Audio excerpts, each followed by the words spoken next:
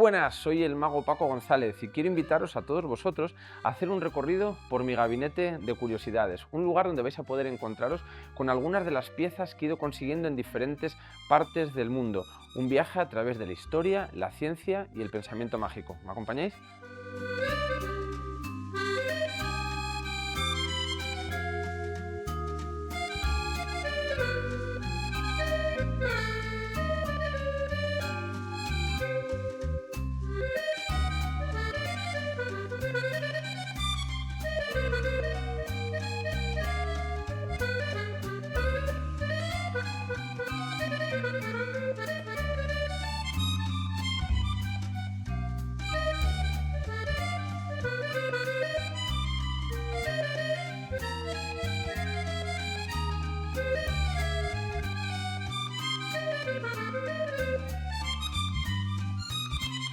Este viaje que os propongo comienza hace entre 35 y 40.000 años, cuando seguramente en el seno de un pequeño grupo de individuos, uno o varios de ellos miraron al infinito, se sobrecogieron ante la inmensidad de lo desconocido y tuvieron una necesidad imperiosa de adentrarse en las cavernas para plasmar una nueva visión del pensamiento mágico a través del arte rupestre y de las piezas de arte mueble.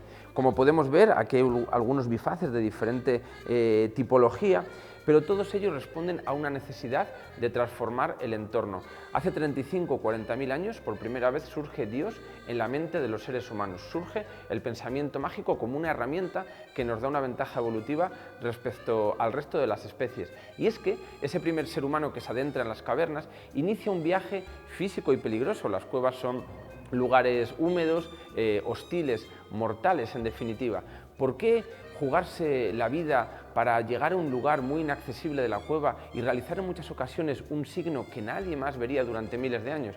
Seguramente porque la cueva le ofrece a este ser humano primigenio el primer soporte para iniciar un viaje a la cueva más profunda que un hombre puede visitar, que es la que está en el fondo de nosotros mismos. Aquí surge el pensamiento mágico y es desde este punto donde comienza el recorrido cultural de nuestra especie.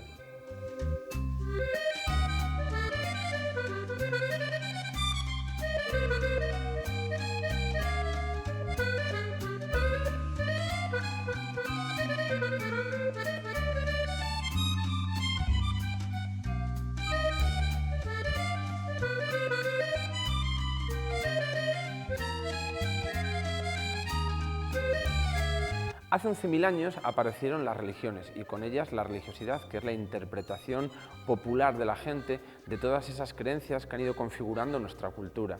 En este gabinete de curiosidades vamos a encontrarnos piezas muy diversas, de más de 40 países, algunas especiales por diferentes motivos, otras por ser muy recientes. Concretamente, aquí estamos viendo a Mashimón.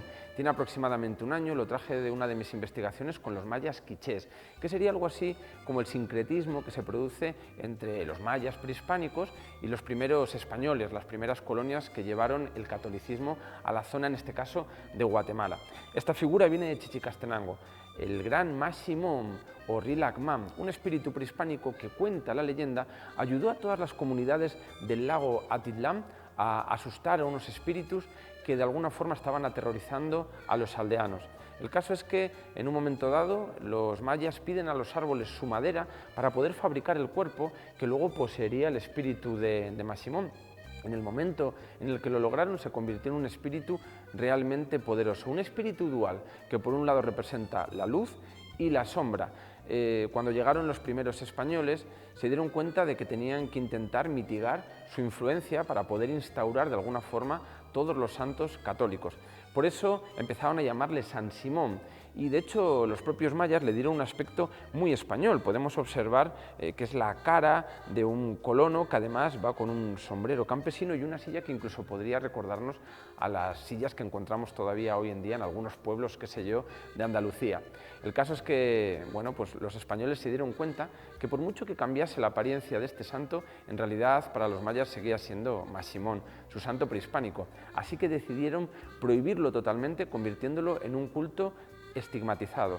Hoy en día siguen siendo muchos mayas quichés católicos los que siguen rindiendo culto a Mashimón, pero eso sí, siempre en lugares un poco apartados y clandestinos. Este concretamente lo adquirí en la zona de Chichicastenango, Y podemos observar cómo es una figura que de alguna manera nos interpela y que es bastante inquietante. Yo mismo he podido ver en algunos de estos rituales cómo le daban sus ofrendas señoras humildes, campesinas que pedían por sus familias, mientras que al lado se encontraban algunos narcotraficantes armados que seguramente pedían la intermediación de Masimón para algunas cuestiones no tan morales. Son figuras muy interesantes que nos hablan de nuestra cultura y de ese sincretismo del que ha bebido tanto los países de Hispanoamérica. Pero ya aquí podemos encontrarnos al Ekeko. El Ekeko sería la figura homónima de Masimón, pero en las culturas incaicas, en los pueblos incaicos, concretamente los Aymara de Bolivia. Más o menos representa el mismo tipo de figura, no deja de ser un espíritu prehispánico, en su origen era Tunupa, aquí lo vemos, que con la llegada de los españoles se convierte en el Ekeko. Características muy similares, ambos dos tienen un agujero en la boca, porque tanto al Ekeko como a Masimón les gusta mucho fumar, les gusta mucho el alcohol y las ofrendas. Aquí podemos ver algunas botellas y todo lo que le pedimos al Ekeko, las cosas que queremos conseguir, la comida, el amor, una casa, un lugar para descansar. Bueno, pues estas dos piezas nos hablan al final de esa necesidad de los seres humanos de entrar en contacto con ese otro mundo que no podemos ver, pero sí percibir de alguna forma a través de la intuición, de nuestra imaginación, y que nos da la tranquilidad, nos aporta esas herramientas para generar la creencia de que podemos defendernos en un mundo que no deja de ser hostil. En mis manos tengo una hilla prehispánica perteneciente a la cultura humara. Antes de la llegada de los españoles, en la cultura aymara se realizaban este tipo de ofrendas a la Pachamama. Como podemos observar, en ella están todos esos elementos que necesitan para el día a día, para poder sobrevivir. Por un lado tenemos las alpacas, que sirven para alimentarse como ofrenda a la Pachamama y también para transportar las mercancías por todos esos inhóspitos caminos del altiplano boliviano. Podemos ver la casa aquí e incluso las tierras de cultivo y los pozos para el agua. Lo curioso es que estas ofrendas normalmente se enterraban en los cimientos de las casas, pero desde la llegada de los españoles parte de estas tradiciones empezaron a cambiar. Actualmente, cuando alguien quiere pedirle algo a la Pachamama asequible, como que le vaya bien en una entrevista de trabajo o tal vez construir una humilde casa, pues compra en el barrio de las Brujas unos pequeños fetos de llama que se queman en una mesa ceremonial junto a otras cosas como dulces, caramelos, para que la Pachamama les conceda aquello que quieren. Pero ¿qué ocurre si lo que queremos construir es algo mucho más ambicioso? Qué sé yo, por ejemplo, un puente o un gran edificio. La Pachamama exige sangre y aunque esto no es algo que apruebe la mayor parte de la comunidad aymara, hoy en día se siguen realizando sacrificios humanos. Se coge a uno de los muchos mendigos que lamentablemente podemos encontrarnos en las grandes ciudades de Bolivia, se les lleva a comer a los mejores restaurantes, se les lleva a beber, se les viste elegantemente y cuando ya están bastante bebidos se les desplaza hacia el lugar donde está el agujero en el que se harán los cimientos de ese gran edificio. Se le empuja vivo porque la Pachamama exige sangre fresca y se le entierra para conseguir el favor de los dioses. Una realidad que todavía, como digo, existe en Bolivia. Yo mismo, encontrándome en La Paz hace unos meses, pude leer en la prensa cómo en una sala de striptease estaban haciendo obras para reformar el local y debajo de la barra donde bailaban las chicas se encontraron 3 cuerpos humanos. Son realidades muy chocantes, pero que siguen estando moduladas por ese pensamiento mágico que nos ha interpelado desde los orígenes.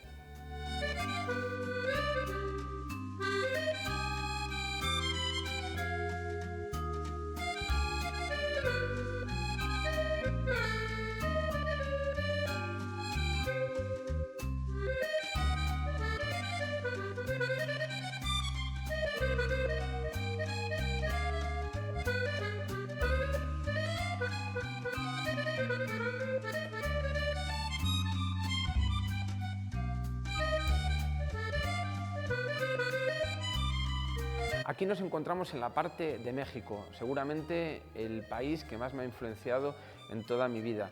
Son muchas las piezas que podría enseñar, pero yo creo que hay una muy peculiar. ¿Por qué digo esto? Porque México es un país que ha tenido que sobreponerse a una durísima realidad cotidiana. Por ejemplo, la muerte se agazapa detrás de cada esquina. Por eso los mexicanos han aprendido a hacer de ella no una enemiga, sino una aliada.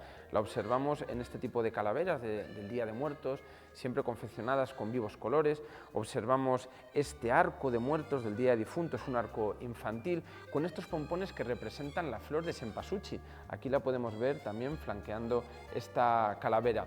La flor de cempasúchil se cree que es la flor que sigue en el espíritu de los muertos para llegar hasta las tumbas de sus familiares, por esos caminos de pétalos y flores que se van realizando. Pero no es lo único que se da como ofrenda a los espíritus, también pan, los manjares que le gustaban en vida. Pero ¿cómo llegan los espíritus hasta las tumbas de sus familiares los días 1 y 2 de noviembre si ya no tienen un cuerpo con el que trasladarse?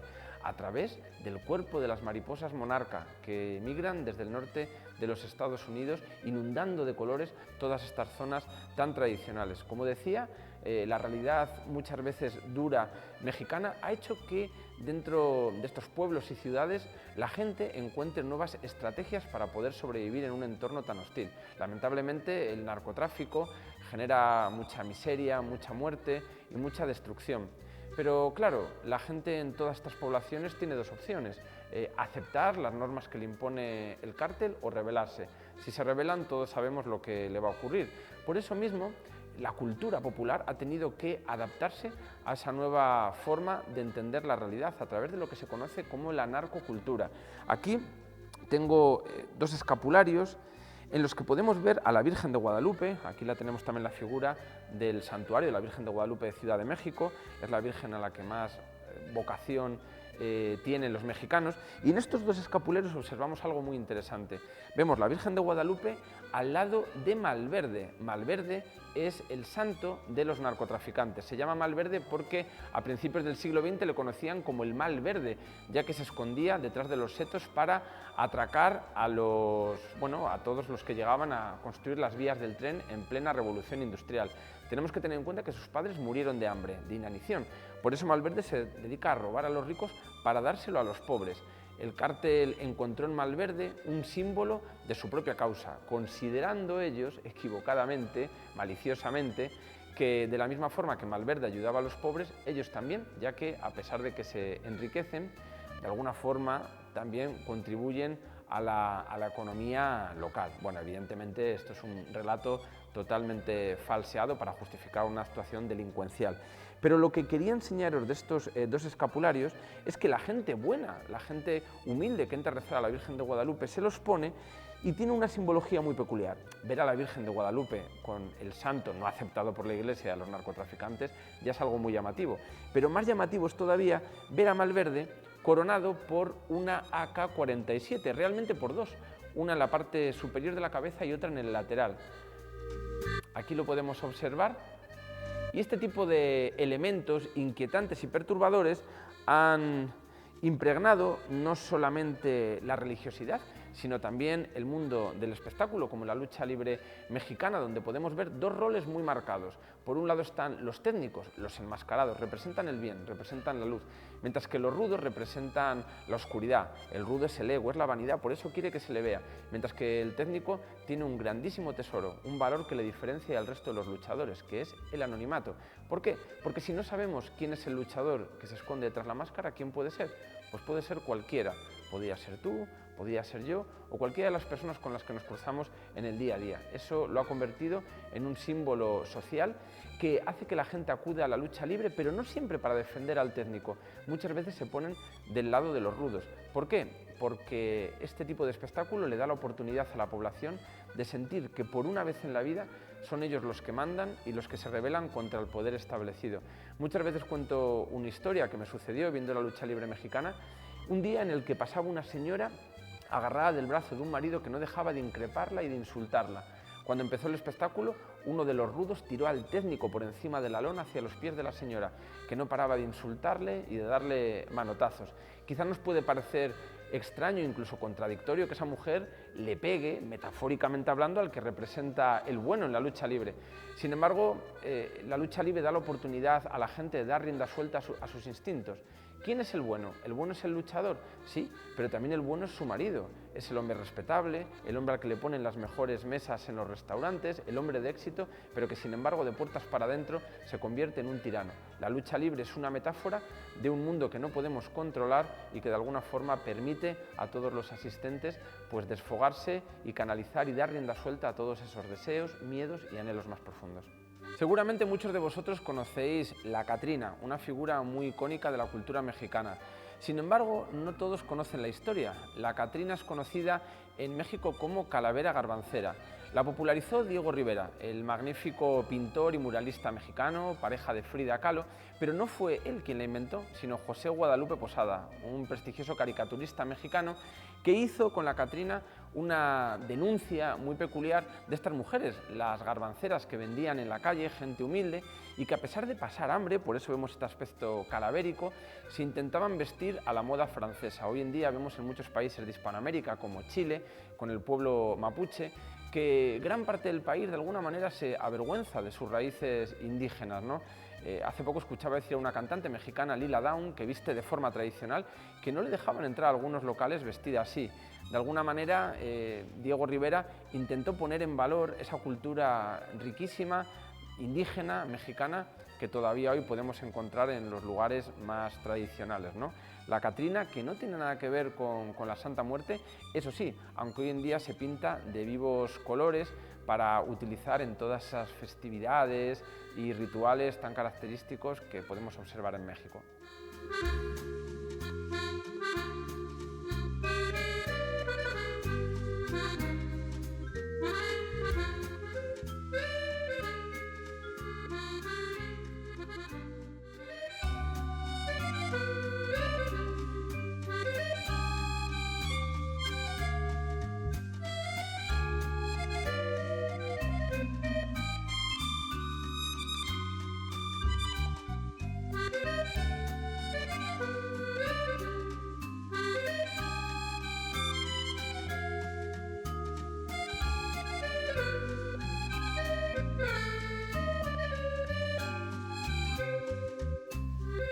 Con la llegada de la Ilustración en el siglo XVIII se prohíben los espectáculos de magia, de ilusionismo, pensando que de alguna manera fomentan todas esas tradiciones y creencias con las que se quiere terminar.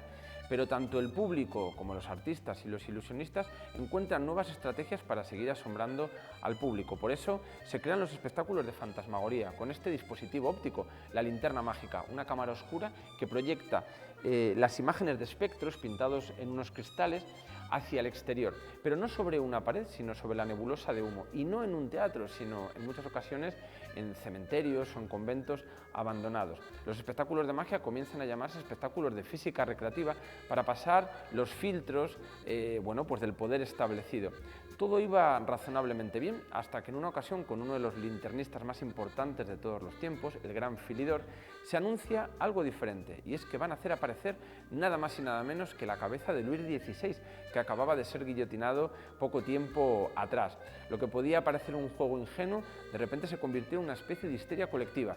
Todo el mundo salía huyendo del lugar donde se hacía la representación teatral, de ese convento abandonado, pensando que Luis XVI había regresado nada más y nada menos que del mundo de los muertos para vengarse de todo aquel que había estado de acuerdo con su decapitación.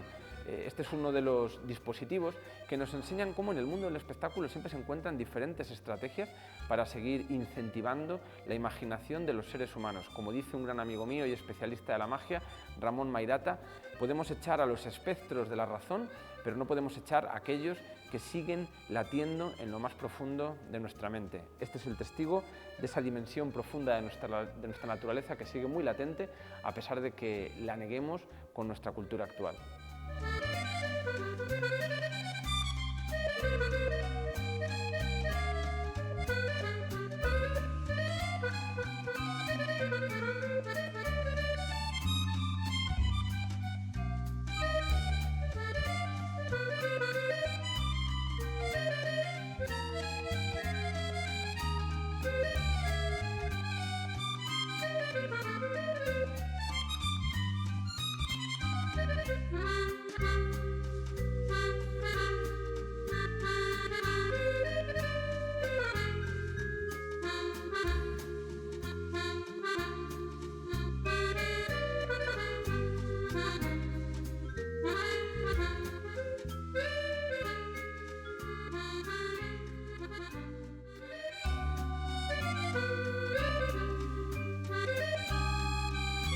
Desde los orígenes era el chamán, el iniciado, el que se adentraba, por ejemplo, en el interior de la caverna para entrar en contacto con los espíritus locales. Ese chamán tenía que regresar a su comunidad para compartir con el resto de los miembros de la aldea qué es lo que esos espíritus le estaban comunicando. Pero ¿cómo transmitir una experiencia tan potente que has vivido en primera persona? A través de la teatralidad y a través del acto ilusionista. Los primeros chamanes que realizaban sus trucos al salir de las cuevas para compartir esa realidad interior no estaban ocultando la verdad, más bien la estaban revelando. Pero ¿cuál era esa verdad que estaban revelando? La que prevalecía en su mente y en su corazón, que es la mente y el corazón de todos vosotros que estáis viendo también estas imágenes. A partir del siglo XIX, el pensamiento mágico se separa del ilusionismo, ¿no? y convirtiéndose en esta arte escénica a la que me llevo dedicando toda mi vida. Por eso en este gabinete de curiosidades no podían faltar los elementos del ilusionista, del mago. Y aquí podemos observar pues, algunos muy variados, como por ejemplo el cono y la bola, el dado viajero, tenemos los juegos de maese coral que se conocían en la Edad Media, los juegos de los cubiletes, podemos observar las pizarras espiritistas, ¿no? Con las que en los espectáculos de magia los magos hacen que entren en contacto los espectadores con los espíritus de sus difuntos. Tenemos la guillotina de Fu Manchu. ¿Puede un espectador meter un brazo dentro de una guillotina totalmente examinable y que a pesar de bajar la cuchilla no se corte su brazo? Bueno, son algunos de los retos que plantean los ilusionistas. Pero a mí lo que me gustaría resaltar fundamentalmente de esta vitrina es que los grandes juegos de ilusionismo siguen representando todavía hoy, a pesar de que el público no lo sepa, modelos universales, grandes arquetipos, como los definía Carl Gustav Jung. Y esos juegos, los juegos que calan hondo en la conciencia de nuestros espectadores, son juegos totalmente clásicos. Por ejemplo, la cuerda rota y recompuesta, ¿no? O la carta rota y recompuesta, que no es otra cosa que la idea de que tal vez la muerte no sea el final de la vida, que tal vez con la muerte no se diluya nuestra identidad en ese océano cósmico de la nada. Pero hay otros muchos juegos, los aros chinos, que serían algo así como la unión y la desunión, ¿no? Con todo lo que eso implica en las relaciones humanas. La carta ambiciosa, ese juego donde una carta firmada por un espectador se pierde en el centro de la baraja para subir arriba con el chasquido de los dedos del mago. ¿Qué sería la carta ambiciosa? Bueno, pues podría representar el ego y la vanidad de nuestra naturaleza, ¿no? Como digo, todos esos juegos han representado facetas importantes del comportamiento humano y algunos símbolos que prevalecen hoy en día. Harry Houdini en el siglo XIX era capaz de soltarse de sus ataduras, de esas camisas de fuerza, en un momento donde la sociedad era gris, en pleno apogeo de la revolución industrial, condiciones míseras de trabajo, un horizonte con muy pocas posibilidades. Y en ese contexto, Houdini se libera de sus ataduras y le da a todo su público la posibilidad, por unos instantes y a través de esa metáfora de hondo calado, de liberarse ellos mismos de todo aquello que sienten, no les deja continuar adelante. El ilusionismo es un entretenimiento, claro que sí, pero sobre todo nos da la oportunidad de asombrarnos. La palabra asombro viene del castellano antiguo y significa sin sombra. Porque cuando algo zarandea los cimientos de nuestras concepciones, nos abrimos a un nuevo conocimiento que hace que la vida sea algo mucho más enriquecedor, potente, transformador y vivificante.